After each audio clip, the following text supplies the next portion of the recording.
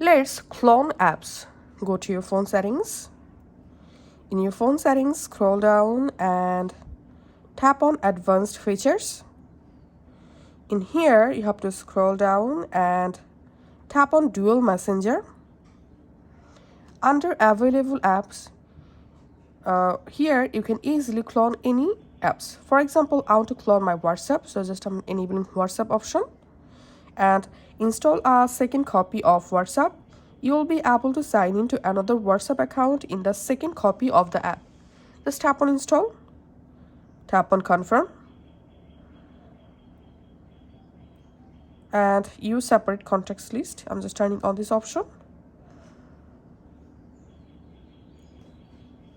Okay, and then I'm going to my app screen, and as you can see, this is my primary WhatsApp and this is my secondary WhatsApp.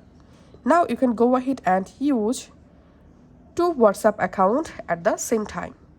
Let's go to settings once more time and let's duplicate or clone the Facebook Messenger app, and going to app screen, and as you can see, I've successfully cloned Facebook Messenger also.